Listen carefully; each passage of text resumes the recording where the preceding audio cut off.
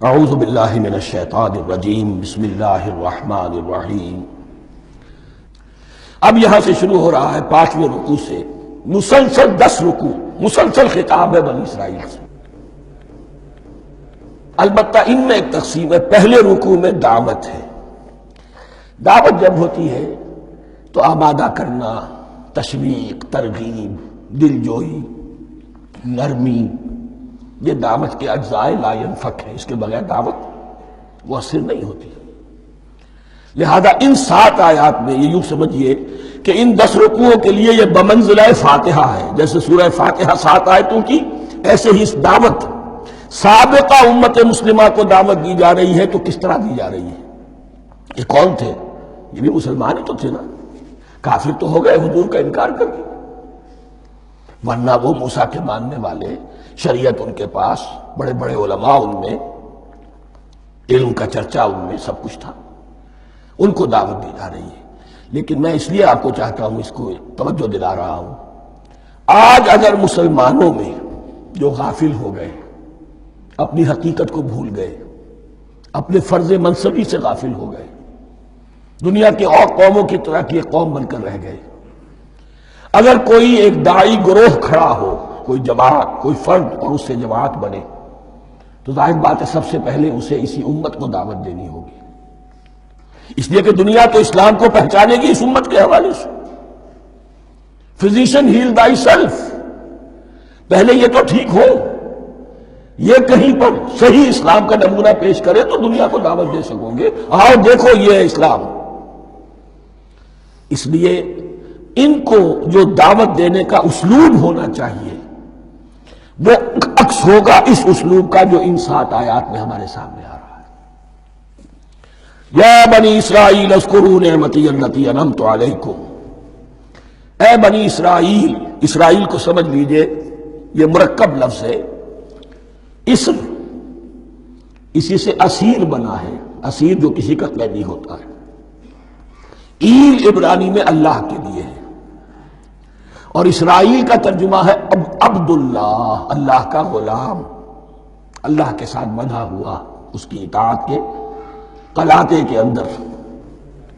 تو یہ اسرائیل، یہ لقب ہے حضرت یعقوب علیہ السلام کا۔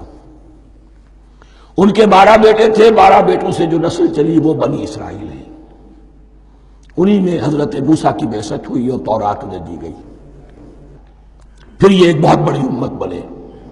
ان پر 4 ادوار آ چکے تھے قرآن مجید کے نزول کے وقت، 2 مرتبہ اللہ کی رحمت کی بارشیں ہوئیں، انہیں عروج نصیب ہوا، 2 مرتبہ ان کو دنیا پرستی، شہوت پرستی، اللہ کے احکام کو پس و پش ڈال دینے کی سزا میں عذاب کے کوڑے ان پر پرسے۔ اس کا ذکر آئے گا سورہ بنی اسرائیل کے پہلے رکوع میں۔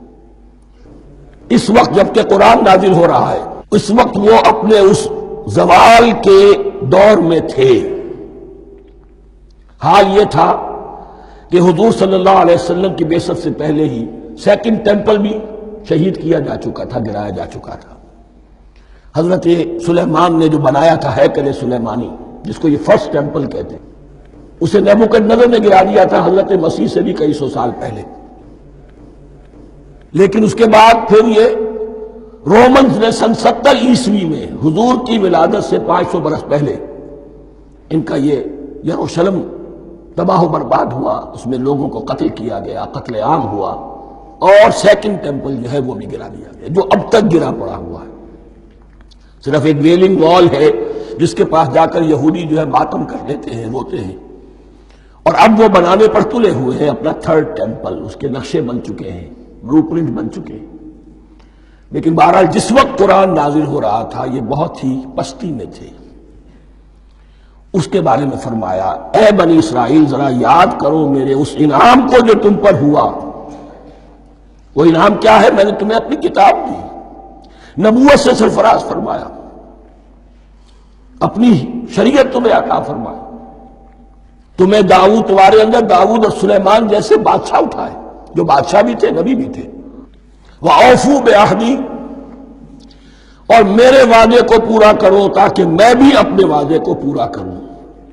یہ وعدہ ہے جو کتاب استثناء جو ہے اولڈ ٹیسٹمنٹ کی ڈیوٹرانومی، اس کے 18ویں باب کی آیت نمبر 18-19 میں ہے۔ حضرت موسیٰ سے خطاب کر کے اس میں اللہ نے یہ الفاظ فرمائے، میں ان کے بھائیوں میں سے تیرے مانند ایک نبی برپا کروں گا اور اس کے منہ میں اپنا کلام ڈالوں گا، اور وہ وہی کچھ بتائے گا جو میں اس سے کہوں گا۔ یہ گویا کہ حضرت موسیٰ علیہ السلام کی امت کو بتایا جا رہا تھا کہ نبی آخر الزماں آئیں گے اور تمہیں انہیں قبول کرنا ہے۔ قرآن مجید میں اس کا بڑا تفصیلی ذکر سورہ اعراف میں آئے گا انشاءاللہ، لیکن یہاں فرمایا اوفوا بعہدی اوف بعہدکم، تم میرا عہد پیرا پورا کرو، میرے اس نبی کو تسلیم کرو، اس پر ایمان لاؤ، اس پر کی صدا پر لبیک کہو، تو میں تمہیں میرے انعام و اکرام اور بڑھتے چلے جائیں گے۔ وَإِيَّايَ فَارْهَبُونِ، اور صرف مجھ سے ڈرو۔ وَآمِنُوا بِمَا أَنزَلْتُ مُصَدِّقًا لِمَا مَعَكُمْ، اور ایمان لاؤ اس پر جو میں نے نازل کیا ہے، جو تمہارے پاس جو تورات ہے اس کی تصدیق کرتے ہوئے آیا ہے۔ اس کے دو معنی ہے، ایک تو قرآن تصدیق کرتا ہے تورات کی اور انجیل کی، فیہا ھدی ونور، فیہ ھدی ونور، اور دوسرے یہ کہ قرآن اور محمد صلی اللہ علیہ وسلم ان پیشین گوئیوں کے مصداق بن کر آئے ہیں جو تورات میں تھی، ورنہ وہ پیشین گوئیاں جھوٹی ثابت ہوتی۔ ان کے مصداق کون ہے؟ قرآن اور محمد صلی اللہ علیہ وسلم، یہ دونوں معنی اس کے ہیں۔ وَآمِنُوا بِمَا أَنزَلْتُ مُصَدِّقًا لِمَا مَعَكُمْ وَلَا تَكُونُوا أَوَّلَ كَافِرٍ بِهِ، اور دیکھو تم ہی سب سے پہلے ان کا کفر کرنے والے نہ بن جاؤ۔ تمہیں تو سب کچھ معلوم تھا، تم تو منتظر تھے، تم تو آخری نبی کے انتظار میں تھے اور ان کے حوالے سے دعائیں کیا کرتے تھے کہ اللہ اس نبی آخری زمان کے واسطے سے ہماری مدد فرما اور کافروں کے مقابلے میں ہمیں فتح عطا فرما۔ یہ آئے گا آگے چل کر اسی سورۃ بقرہ کے اندر۔ لیکن اب تم ہی سب سے بڑھ کر کافر ہو گئے، تم ہی سب سے بڑھ کر دشمن ہو گئے۔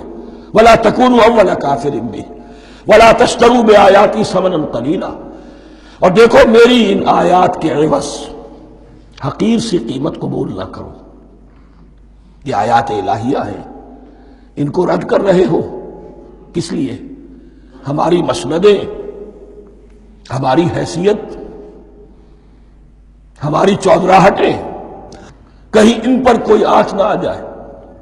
حقیر سی چیزیں، یہ صرف اس دنیا کا سامان ہے، اس کے سوا کچھ نہیں۔ وَلَا تَشْتَرُوا بِآيَاتِي ثَمَنًا قَلِيلًا وَإِيَّايَ فَاتَّقُونِ، اور صرف مجھ سے تقوی اختیار کرو، میرا تقوی اختیار کرو۔ صدق اللہ العظیم۔